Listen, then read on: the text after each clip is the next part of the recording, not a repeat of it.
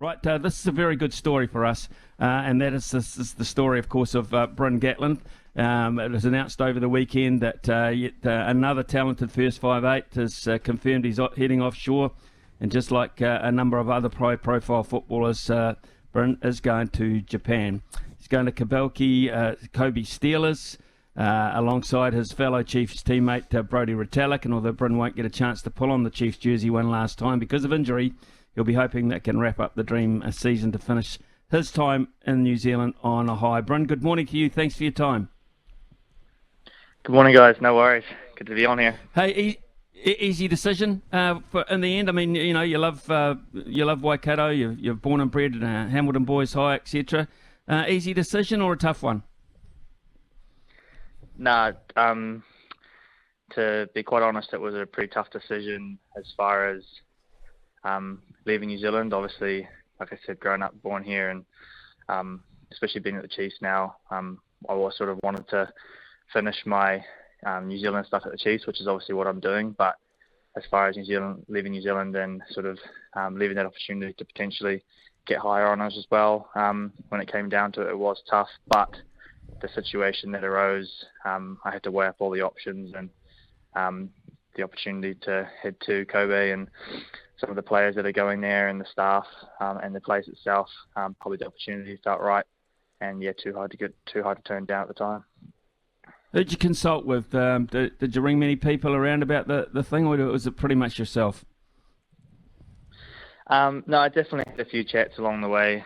Talked to family, especially dad as well, just around his thoughts, and then players that have been there and done that, or other sort of people that I guess I respect in that area, people that have been there and done that. So I had a few conversations along the way, but in the end of the day, it's my decision, so had to make it. Right, okay, Bryn, let's talk a wee bit about where you're going, Kobelco Kobe Steelers. What are the coaching staff there at the moment? Who lured you there, and other New Zealand people that are involved in that franchise at the moment?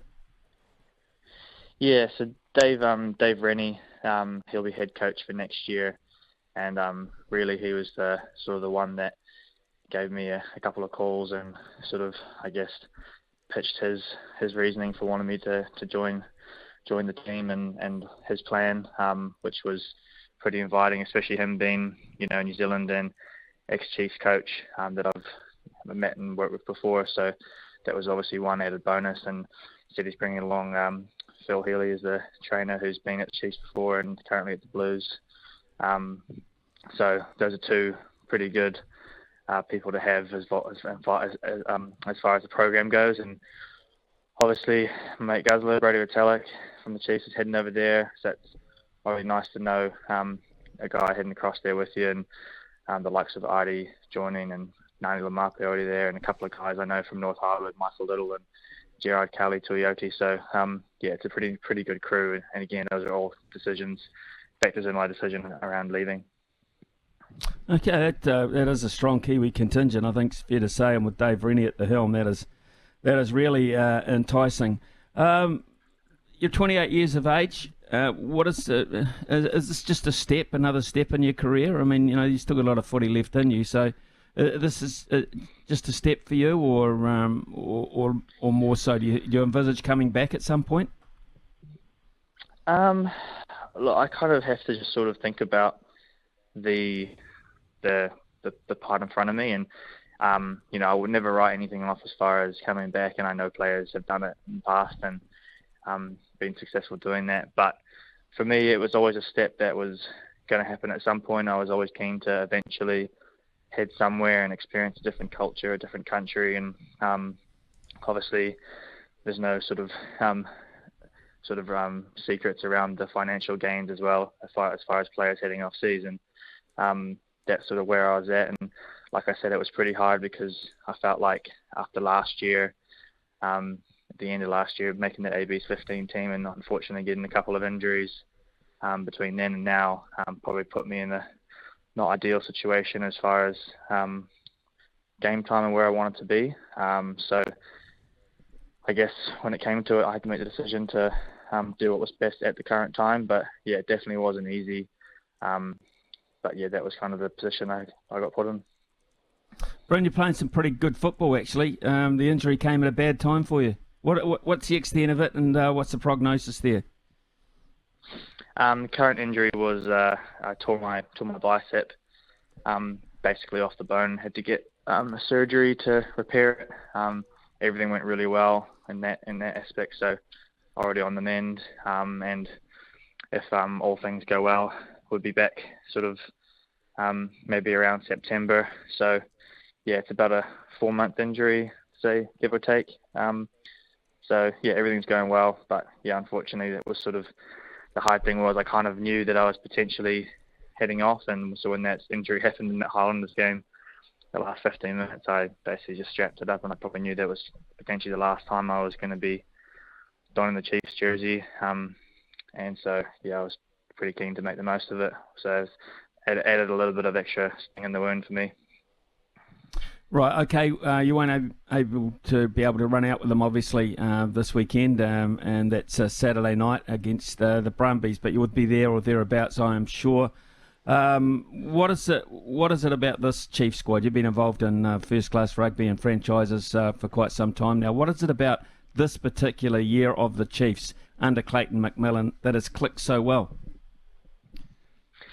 I think it's a combination of the last couple of years, to be honest, getting guys that have sort of just really come into their own, young players that have had some good game time over the last couple of years. We've obviously fallen short, but still been really competitive and had a couple of good years, and then a couple of additions coming back to the team and just basically all coming together and gelling well, just a really good environment. And the depth in our squad just makes it very competitive at training. I think we've got probably one of the best, I guess you could say, second or development teams in the country that could go out there and compete with anyone on the day. So that makes our team that's starting each week, or the 23 that's playing each week, better, because we compete hard at training. We train well, like it's almost game intensity. So yeah, I think that puts us in good stead for each weekend. What about the Brumbies? What challenge do the Brumbies bring this weekend? They know their game, and they know it pretty well. They do it well, I think, and we've seen that over the last few seasons. They have a good tactical kicking game, set piece. Defensively, they're good, and they've got a couple of threats across the park. So they're a pretty well-rounded team, and when they put their game together, they can, as we've seen, they can beat anyone on their day. And so for us, I think it's just making sure we're at our best. And I'm sure they would have looked at the Reds game and maybe taken a few notes from that, but at the end of the day we would have as well. So I think it's going to be a good battle on the weekend, and come down to some big moments, as finals footy always does, but I'm sure the boys will be up for it. There's no lack of motivation. Like we said, if you win, you move on. If you lose, you're gone. So yeah. What are the talking points out of the performance against the Reds? Because I think we all expected that the Chiefs would put them away. But perhaps there's a little bit more pressure involved than we thought. What did you take away from that performance looking for this week? Yeah, I think a lot of people sort of talked about, we potentially should have put them away, but the Reds are a good side. They threw everything at it. They stayed in it, and they had a couple of really big moments with some 50-22s, especially from a couple from deep in our half, and those can be massive turning points in the game. And when you get momentum, if you don't quite pull away from a team, they hang on. And so for us, we probably needed to nail a few more moments when we got into their area, just capitalising on points, bit of discipline, sort of sort out set piece a little bit better as well. And I'm sure that will make a massive difference. But it's finals rugby, everyone grows an extra arm for that. So yeah, no doubt it'll be the same this weekend. And for us, just need to be better again each week. Just got to keep getting better. The regular season doesn't matter for anything once you get to those finals time. Bryn, you spoke before about when making your decision, you had a couple of good chats to Dad, of course, Warren. I just wonder, has he told you how his World Cup prep is going? It's not too far away now, and it looked from all intensive purposes that he had quite a lot of work to do after the Six Nations. So how's that progressing, do you know? Yeah. Like he's aware of the fact that they definitely got work to do. They would have wanted to definitely do a lot better in that Six Nations. And so talking to him, he said that their camps have been going pretty good.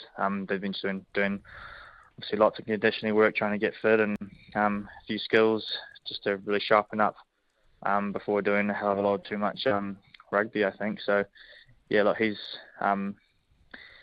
been around a bit, so he knows hopefully what to get the best out of the squad that he has.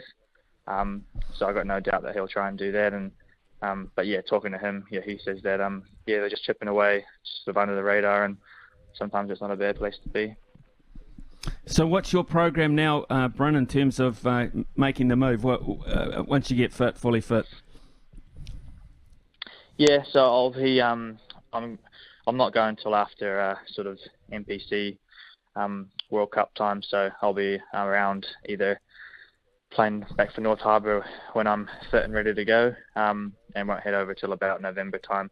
So for me now, it's helping doing my part for the Chiefs and doing whatever I can to get the boys ready, and with a preview, review, helping at training, all that kind of stuff. And then when I head up to North Harbour, it's still obviously for me, it's just doing my rehab and getting myself back fit, ready to play. Bryn Gatland, fantastic news for you in terms of the development of your career and putting together something for your future as well. Great decision, I feel. So all the best over there with Dave Rennie at Kobelco, and wish you all the best with your recuperation and safe travels. Thanks for your time, mate. Awesome. Thanks very much. Appreciate it. SENZ. It's Kiwi for Sport.